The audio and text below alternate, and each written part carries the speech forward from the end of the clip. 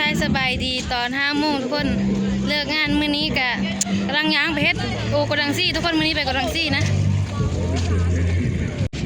นี่น่าขี่รถน้อยๆไป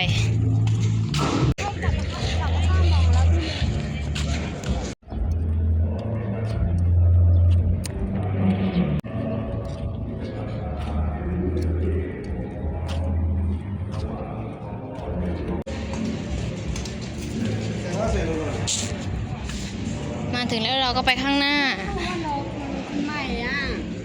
เขาบอกให้รอเหรอฮะพูดอะไรนะ พูดอะไรไม่ได้พูดอะไรนี่กำลังปรับปรุงกระดังไม้นะทุกคนย้ายของแล้วก็ตั้งชั้นไม้มาฮอดแล้วงานกันสิประมาณนี้แล้วทุกคนเดี๋ยวไปเฮ็ดงานก่อนนะทุกคนนะตอนนี้งานแล้วพี่น้องเนาะทุ่มครึ่งนึกว่าเฮากับกราฟนั่นพี่น้องนะ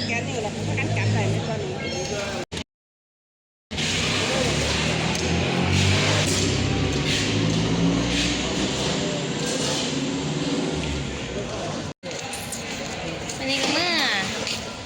ตอนแรกว่าสิกราฟแล้วทุกคนแต่ว่าพี่โบเพิ่นให้เฮ็ดงานตีกราฟนำเราเฮาก็ต้องอยู่เฮ็ดงานใส่คอมเครื่องนี้ได้2 คนกับนาตอนนี้ก็มาพักกินข้าวไปน้องเพิ่นสั่งข้าวมาให้นะน่ะ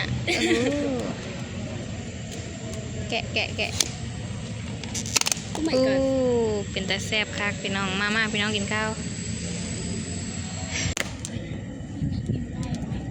ถ่ายไหม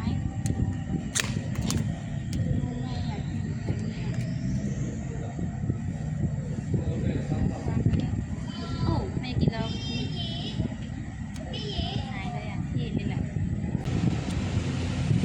มาทุกคนมาทุกคนกินข้าว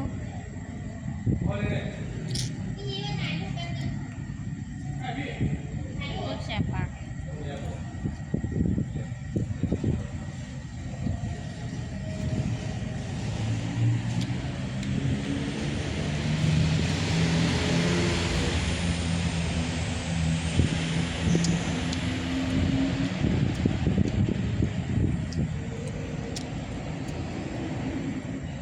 เวลาที่พี่มีขาก็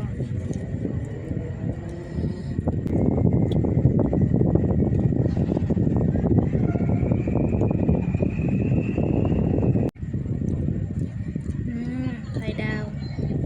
เรากินแต่ไข่แดง2 ทุ่มที่มาตอนแรกว่าชิกลับตั้งแต่ทุ่มครึ่งทุกคน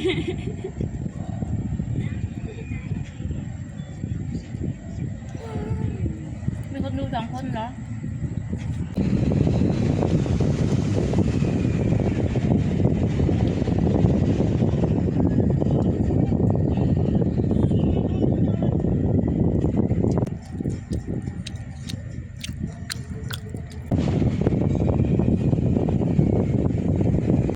กินอิ่มแล้วก็เฮ็ดงานต่อทุกคนเอาเฮ็ดของตีกราฟมันทุกคนนะมาตอนแรกมันแพ็คออเดอร์ทุกคนออเดอร์แล้วก็คนแพ็คออเดอร์ชดลายกับมือแล้วบัดนี้เฮาก็อยู่เฮ็ดของตีกราฟนะ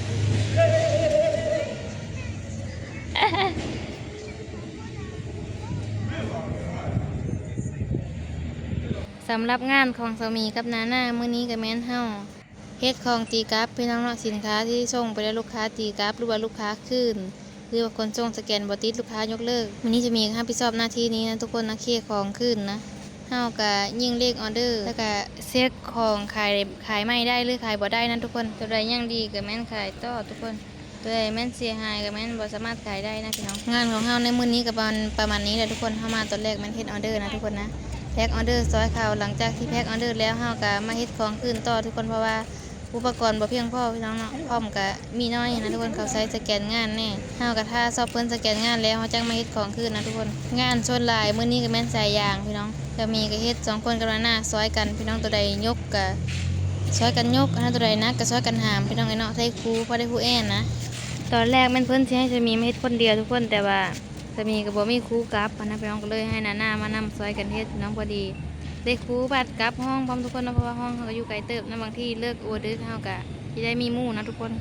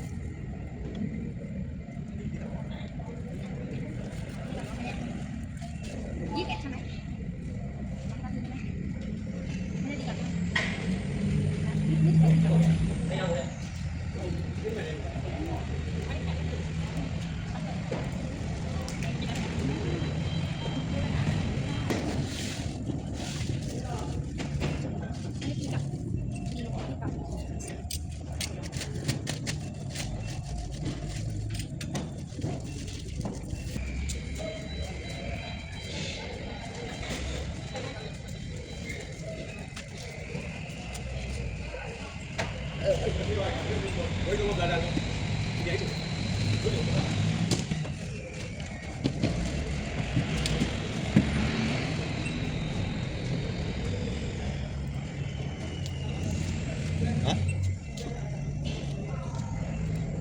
Đâu nhảy? Đâu nhảy? Nhảy. งานทำวันนี้แล้วเล่นหนึงทุกคนแต่ก็ยังหลายเรียดอยู่นะพี่น้องของตีกราฟแต่วันนี้ก็ฮอดเวลากราฟแล้วก็กราฟก่อนทุกคนตอนแรกว่าสิกราฟตั้งแต่1 ทุ่มทุกคนจน3 ทุ่มอันนี้ก็มืดจริงๆแล้วฮะ ปิดประตูเลย เฮ้ยเดี๋ยวเราเฮากับสิย่างกลับโกดังก่อนพี่น้องเขาจูดอยู่อัน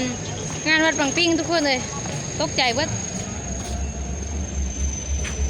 ฮัลโหลบอกมันหอยชุยเลย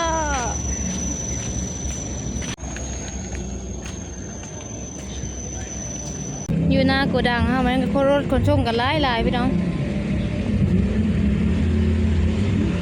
ระหว่างทางกลับบ้านก็ประมาณนี้เป็นน้องเอ้ยนี้แม่นบอนจอดรถที่เขามางานวัดนะทุกคนทางกลับห้องก็มีแต่ไฟแสงสีพี่น้องเอ้ยกายมือทางวัดปังปิ้งเลยทุกคนเดี๋ยวจังน้อยมือหน้าเฮาสิมาแวะนะพี่น้อง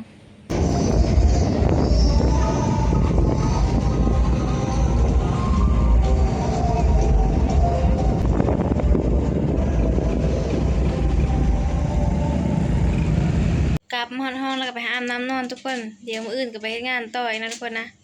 มาวันนี้สามีขอจบคลิปลงเพลงตอนนี้เด้อทุกคนเด้อแล้วพบกันใหม่ในคลิปวิดีโอหน้าทุกคน